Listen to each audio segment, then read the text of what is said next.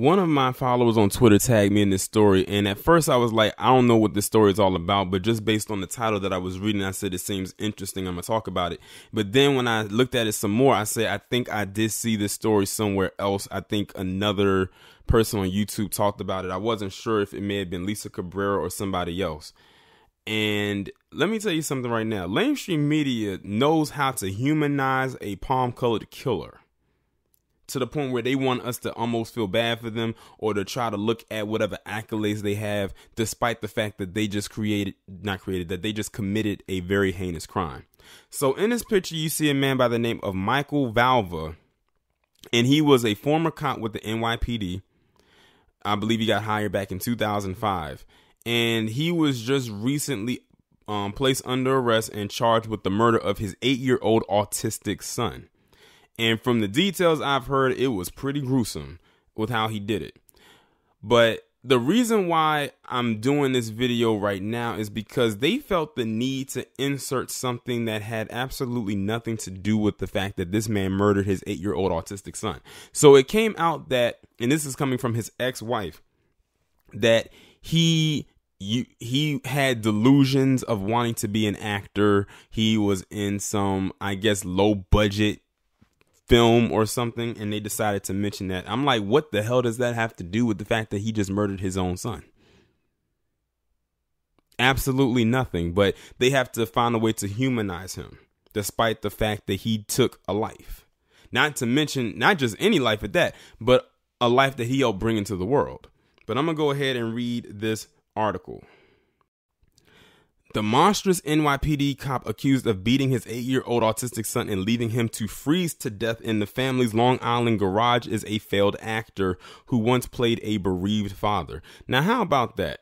Talk about art imitating life. Here's a guy who did that to his son, and he played a bit part of being a father who was grieving the loss of a child.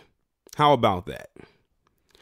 Michael Valva, age 40, transit officer suspended without pay in the wake of his son's death, always had delusions of becoming a movie star, according to his ex-wife. Now, why is he only suspended without pay? Granted, yes, you took away his pay, but you should have took the next step and fired his ass with the inability of even working for another police department, no matter where at in the establishment ever again. In the low-budget 2013 film 6 Minutes of Death, he plays a father who mourns his son's sudden death from smallpox.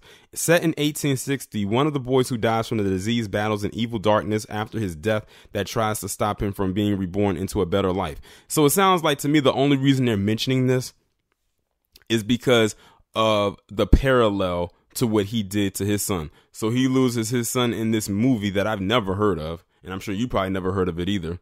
And then he goes ahead and he kills his actual son. Like I said, art imitating life. He's not gone. He's right there. Valva's character, Jacob, cries out that his son lays dead in front of him. I know the doctors can do something. Valva and his fiancée, Angela Polina, age 42, pleaded not guilty for the murder on the January 17th death of his son Thomas after investigators found the boy dead in the couple center Morris's home. So it's interesting how they want to plead not guilty, even though his dead son is in their home, in their garage, frozen to death. Charges were brought against the couple a week after the boy's body was found. The director of 6 Minutes to Death, Joe Seminara, who gave Valva roles in 2 films, did not respond to calls for comment on Sunday. Suffolk County prosecutors claim Valva got mad at Thomas and ruthlessly beat his son.